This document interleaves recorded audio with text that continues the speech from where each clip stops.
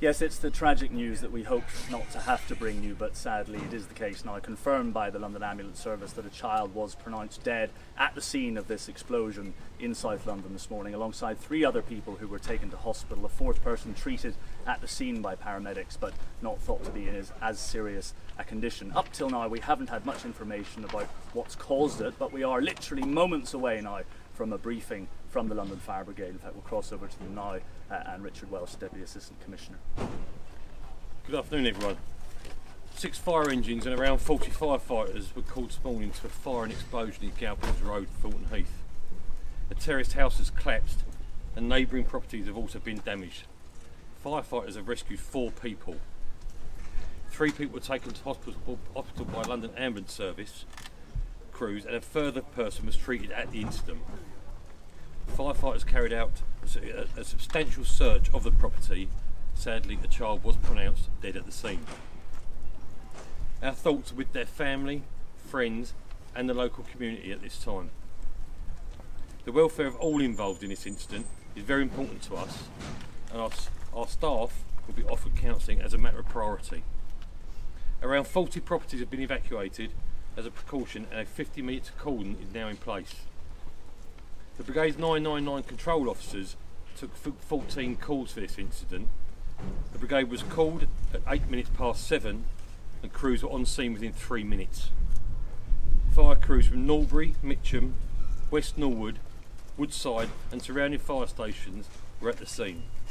The Brigade's urban search and rescue teams were also at the scene.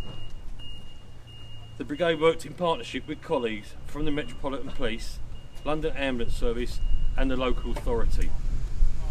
Unfortunately, the cause of the fire and explosion is not known at this time. Thank you. Is anyone else still unaccounted for? We are not carrying out any further search premises for anyone else. Can you tell us, is all the injured people from one property or some of the other properties? They were from the property affected and surrounding properties. And to be clear, 4 injured and 1 dead, it's a total of 5 from that one property. There are 4 injured and 1 deceased from within the incident. There have been reports locally from people about smelling gas. Are you able to say anything at all about gas, or even that it's a possible cause that you're investigating?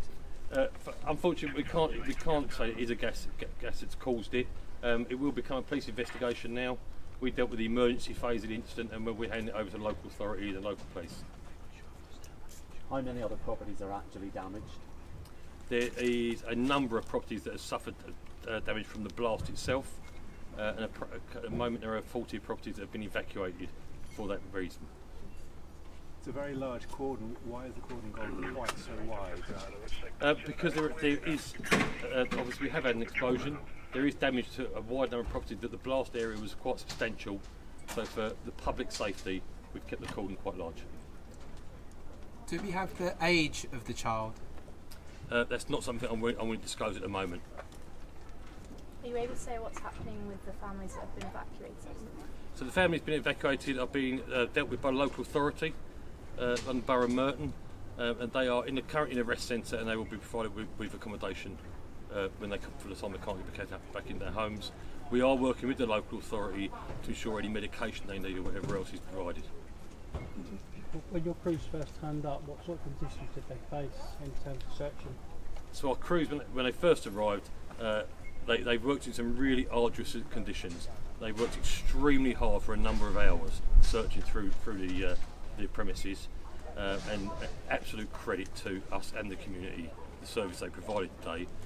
But as we all know, it's a very hot time, and wearing their protective equipment, very difficult conditions for them to work in. Obviously, you brought a lot of dogs in. Could you tell us what sort of role they played in the search? We have brought in dogs, our urban search and rescue dogs, and they're part of our urban search and rescue team, and that's the purpose they were used for. How long do you plan to be on?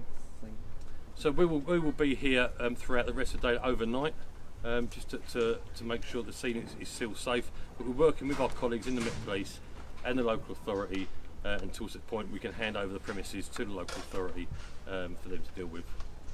Is this being treated as a criminal investigation? That's something you'd have to ask the police, I'm afraid.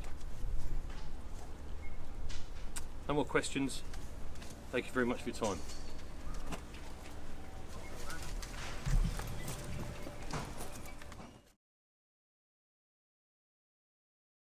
say that the thoughts of everyone remain with the family of the young girl who tragically lost her life, and we are working with emergency services to provide them with all the support they need now and going forward. This morning, the Health and Safety Executive attended Galpin's Road to begin investigations.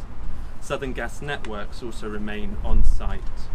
The HSE immediately advised that the cordon be extended to 200 metres. There is still a strong smell of gas, and we understand the leak may take some days to stop. I'd like to stress that this is a cautionary measure to ensure the safety of residents. As a result, we have today evacuated around 50 additional homes along Galpin's Road, and we are helping more than 200 residents to leave their homes since the incident began.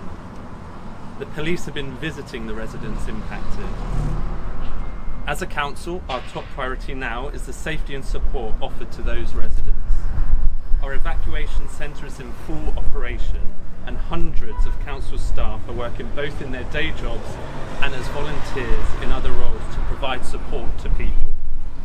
We are providing food, hotel accommodation, cash payments for essential goods, medical support to those who need it, and emotional support for everybody impacted by the tragic events of yesterday.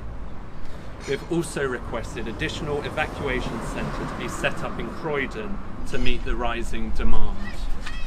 We are also facing real challenges, not least among the response of insurance companies, many of whom are refusing for basic accommodation for homeowners. This is unacceptable. Finally, I want to recognise and thank our fantastic community who have come together tirelessly over the last 48 hours to help those in need. Among them are hundreds of residents offering to provide clothing for those displaced, and we are asking them to make donations at Ascension Church in Pollard's Hill. And none of this support would be possible without Commonside Trust and the staff at the New Horizons Centre, and of course the council staff who are also working tirelessly. Thank you. What can you say about SGN's role in this?